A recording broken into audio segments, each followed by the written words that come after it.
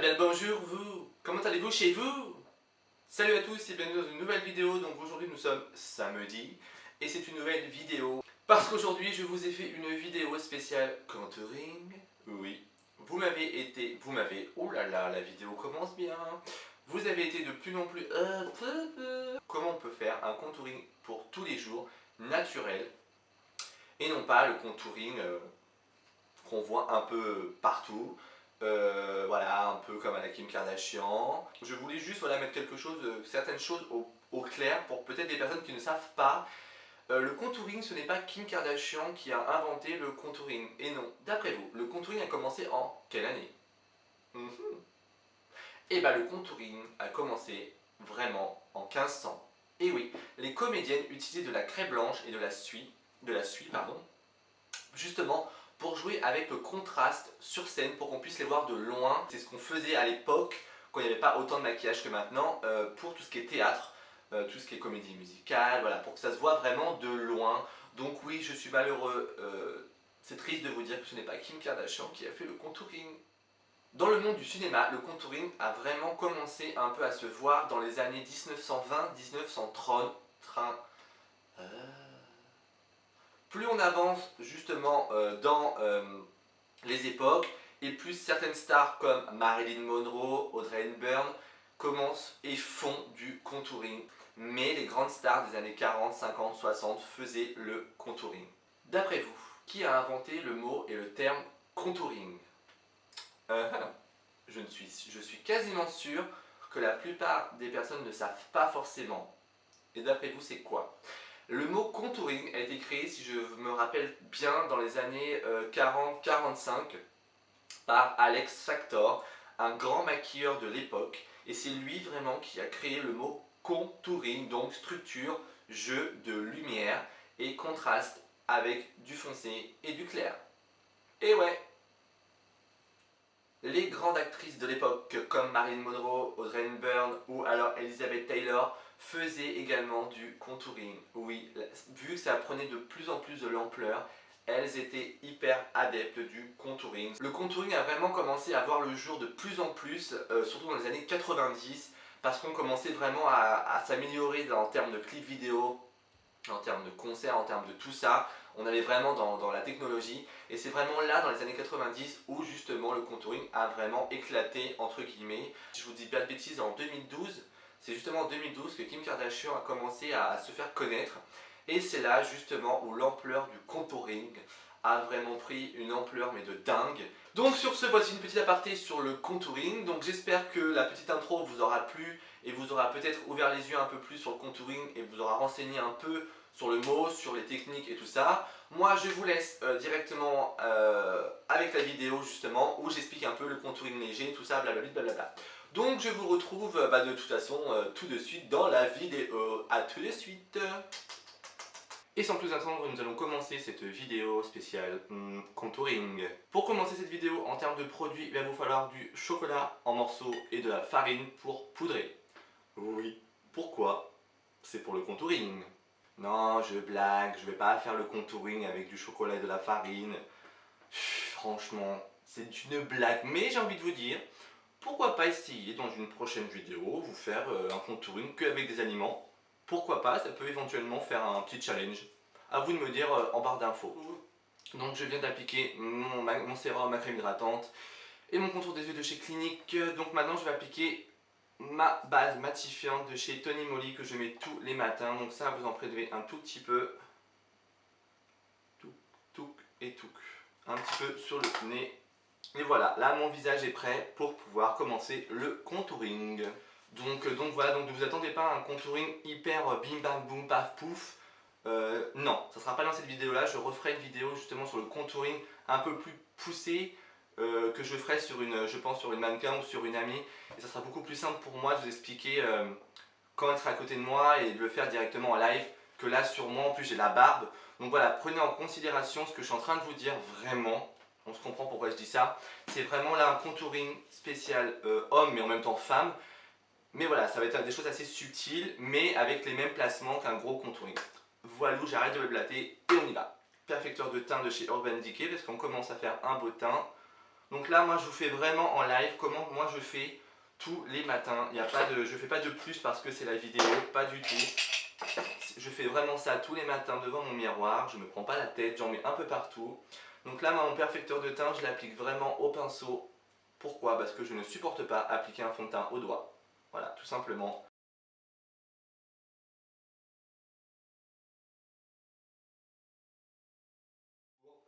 Donc là, votre base est faite. Jusque-là, tout va bien, on est d'accord.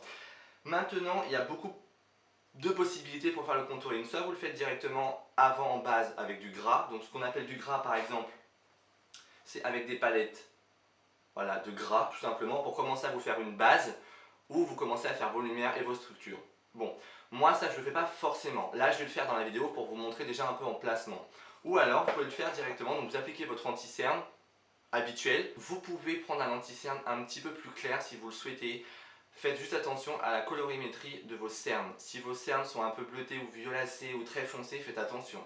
Ça peut vite faire l'effet inverse. Et alors là, c'est une catastrophe en termes de maquillage. Ça va être moche. Donc on peut tricher légèrement en termes de teinte, mais vous emballez pas à vouloir faire comme Kim Kardashian ou d'autres personnes qui le font, d'autres stars qui le font, vraiment pour mettre du très clair là, en triangle, tout ça. Franchement, pour la femme de tous les jours, il n'y a vraiment pas du tout d'intérêt à le faire. Mais alors, quand je vous dis pas du tout, on peut avoir un très beau résultat tout en restant très naturel et très subtil. Et très subtil. Donc là, pour la vidéo, je vais vous le faire directement un peu base au gras pour vous expliquer justement comment on fait le contouring et quelques placements. Donc là, je vais prendre le marron le plus foncé de la palette Concealer. C'est une palette de chez MAC et j'utilise le 132 en pinceau. C'est un duofil. Donc les duofils, c'est ce qui se fait de mieux pour appliquer des textures grasses et honnêtement, c'est vraiment le top du top. Donc là, en termes de placement, je vais essayer de vous le faire au long avec mon miroir en face, ce qui n'est pas gagné. Donc vous venez vraiment ombrer juste ici. Comme je disais dans mon introduction, le contouring, le but du contouring, c'est pas forcément de déformer un visage, bon on peut, mais c'est vraiment de remodeler un peu les structures de votre visage avec des jeux de lumière claire et foncée. Donc là, vous voyez, comme ici, j'ai une petite calvitie, ouais, juste ici. Donc moi, ce que je vais faire, je vais venir juste ombrer légèrement ici. Vu que j'ai un front où on peut faire atterrir un avion, voilà, vous avez vu, j'ai un front énorme. Donc, pour les personnes qui ont des fronts plus petits, faites très attention. Par exemple, les personnes comme les femmes qui ont les cheveux vraiment qui arrivent à ce niveau-là, à peu près, faites attention. Si vous venez ombrer là, ça va encore vous refaire un tout petit front. Faites attention. Ou vous ombrez avec du foncé, ça va faire une ombre, donc ça va vous rapetissir les parties. Donc, faites très attention au placement. C'est pas parce que par exemple qu'une star va mettre du marron ici que vous va falloir le mettre. Chaque visage est différent, chaque morphologie est différente. Faites très attention à ça. Maintenant, où je vais le placer, où moi je le place. Donc moi j'aime bien le placer légèrement ici, au bout du nez. Pourquoi? Parce que j'ai un gros nez. Non, voilà, parce que j'ai un nez quand même ici un petit peu volumineux à ce niveau-là. Donc moi j'aime bien venir légèrement. Ensuite, je vais venir ombrer les pommettes. Donc, alors, il y a plusieurs techniques pour le faire. Moi, je le fais pourquoi? Parce que j'ai l'habitude de le faire. Soit vous faites comme ça, et vous venez ombrer où il y a le creux ici. Jamais en dessous, jamais au-dessus. Attention à ça. Vous venez vraiment ombrer dans votre creux. Moi, j'ai de la barbe. Je ne sais pas si on va bien voir là en termes de placement. J'espère qu'à l'écran, on va le voir.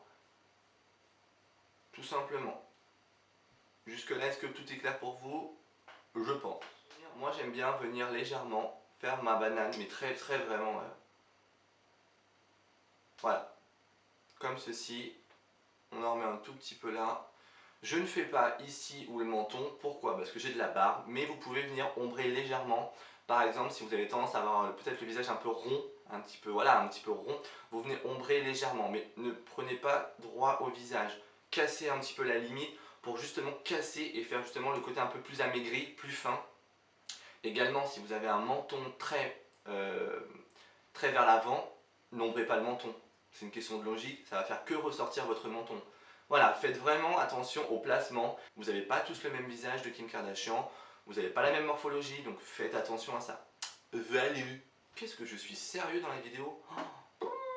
Donc maintenant, ce qu'on va faire, soit vous appliquez directement votre concealer plus clair au parti pour justement après faire des ombres et des lumières, ou alors vous dégradez déjà votre marron. Là pour vous, en termes de visuellement, je vais pas l'estomper de suite, je vais placer mon clair avant, donc mon anti-cerne. Donc ça c'est vraiment ce que je fais le matin en anti-cernant. J'aime bien en mettre légèrement ici, et moi j'aime bien venir éclaircir un peu ici les zones d'ombre. Alors vous inquiétez pas si vous me voyez de temps en temps cligner les yeux comme un abruti, c'est parce que j'ai les yeux hyper asséchés en ce moment, je ne sais pas pourquoi. Je pense que c'est parce que je ne porte pas mes lunettes. Je pense que c'est parce que je ne porte pas mes lunettes de repos. Et j'ai les yeux complètement asséchés, donc ça me fait clignoter des yeux parce que ça me gêne vraiment. Donc je pense que je vais prendre un rendez-vous chez l'ophtalmo. Ouh! Alors ça, j'aurais jamais pu le faire. Et là je viens juste, hop.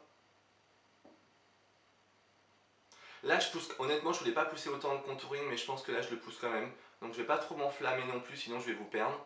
Donc là je sors la question, mais est-ce que tu sors comme ça tous les jours? Non, je ne sors pas comme ça tous les jours. Quand je me maquille, certes, je me maquille naturellement. Ça ne se voit vraiment pas. Moi, les personnes qui me connaissent et qui ne me connaissent pas, ne savent pas, même mes clientes, ne savent même pas que j'ai du maquillage sur le visage pour vous dire. Donc arrêtez avec vos commentaires à la con. Donc voilà, maintenant nous allons passer à l'estompage. Là je vais prendre un petit pinceau plat, donc c'est le 197 de chez MAC, et je vais venir estomper mon marron déjà en premier. Alors, donc là, le temps que j'estompe tout ça, hein, on se retrouve dans quelques petites secondes parce que sinon ça va durer 3 plombes. D'accord.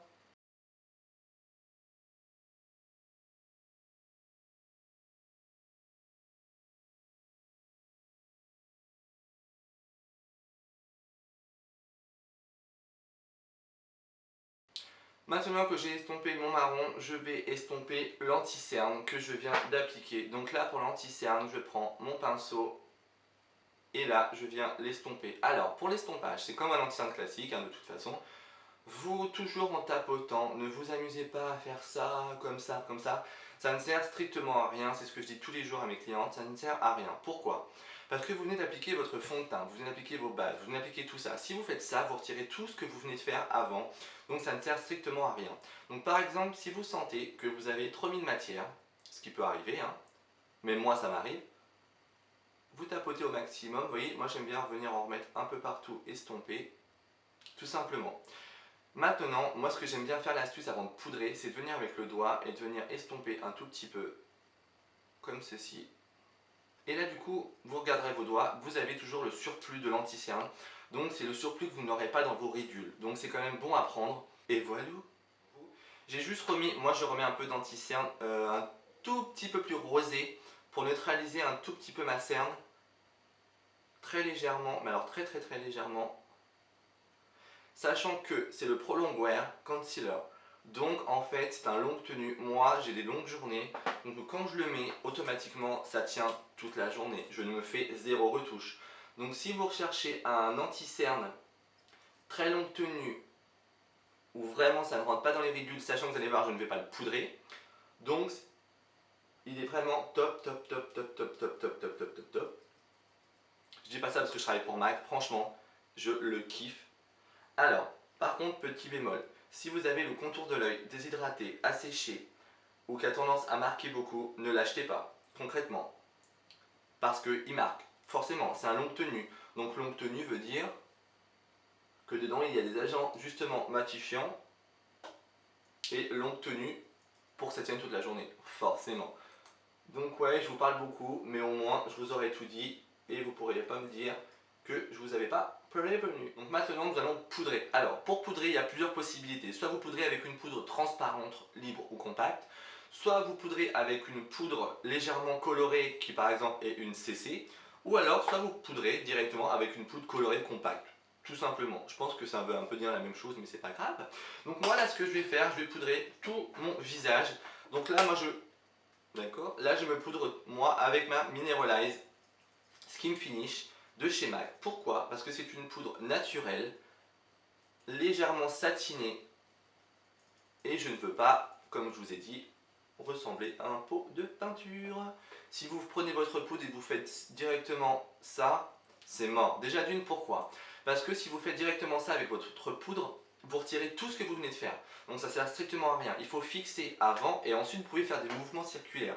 Donc par exemple, vous voyez, au début vous faites ceci et après vous pouvez travailler vos textures. Donc là forcément pour vous ça vous paraît hyper long à faire tous les matins, mais non. Pourquoi? Parce que je vous ai fait la base préalablement au gras.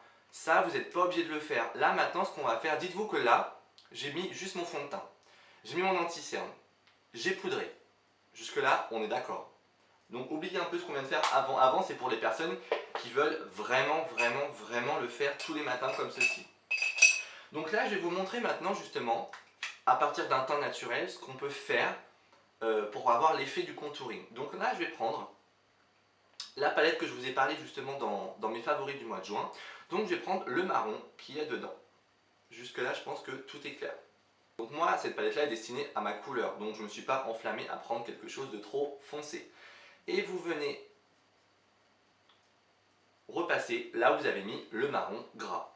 Alors moi le contouring je le considère un peu comme pour me reformer un peu le visage, mais pas que. Parce que moi j'aime beaucoup me donner l'effet bronzant, beaucoup l'effet un peu été.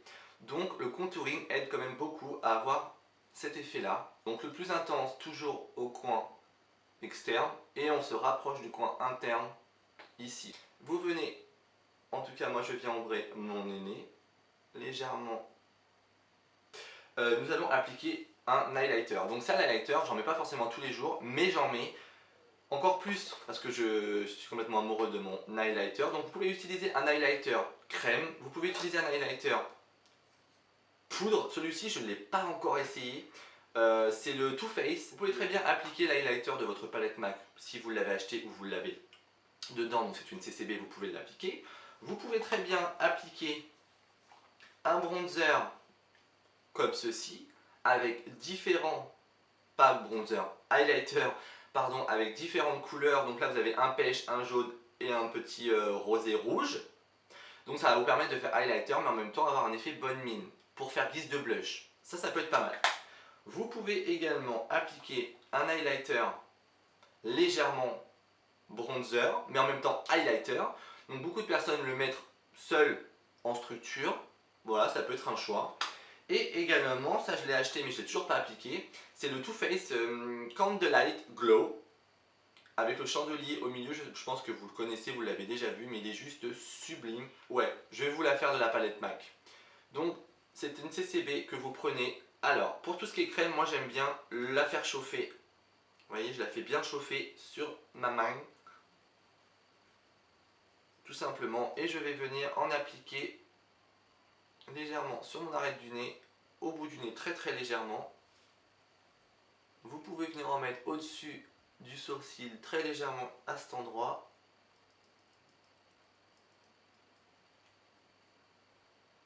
Alors la CCB, je viens de réfléchir. La CCB, j'en mets uniquement là, là et sur le nez.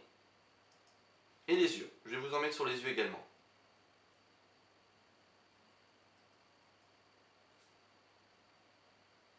Qu'est-ce que j'aime pas me maquiller avec les miroirs à la con qu'ils mettent dans leur palette là. J'ai l'impression de voir rien du tout. Mon highlighter, je sais jamais le dire, le What's Up de chez Benefit, et je vais l'appliquer sur les pommettes. Parce que ça c'est vraiment ma routine que j'adore. Donc ils le vendent en stick comme ceci, vous avez la petite éponge, comme je vous ai dit dans mes favoris. Je supporte pas, donc moi je travaille sur la main, je la fais chauffer et je viens et je l'applique sur la pommette. Alors maintenant le placement. N'allez jamais plus loin avec l'highlighter, plus loin que le milieu de votre iris. Je pense que tout le monde sait ce que c'est un œil, un iris. Hein. Donc là vous voyez j'ai un bouton. Ok. Ne mettez jamais d'highlighter sur un bouton. Pourquoi? Parce que ça fait ressortir forcément le bouton. Le but de l'highlighter c'est d'attirer la lumière. Si vous mettez des imperfections, des choses que vous voulez cacher avec de l'highlighter, bah en fait vous faites tout ressortir. Donc moi les femmes qui viennent me voir, qui ont plein de boutons et qui ont blindé l'highlighter, oh, mais ça me dégoûte. Parce que je trouve ça complètement con et moche. Et je leur dis hein. Et ils le savent, mais ils aiment.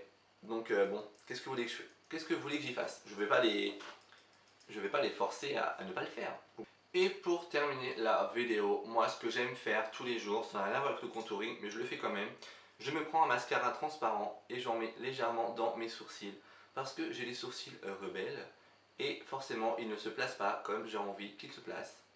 Donc du coup, moi dans mes sourcils je ne fais rien concrètement. Jamais de crayon, jamais de phare, jamais rien. Alors franchement je trouve ça complètement con. Je vois pas l'intérêt d'avoir des sourcils quand même intenses et déjà marqués et mettre,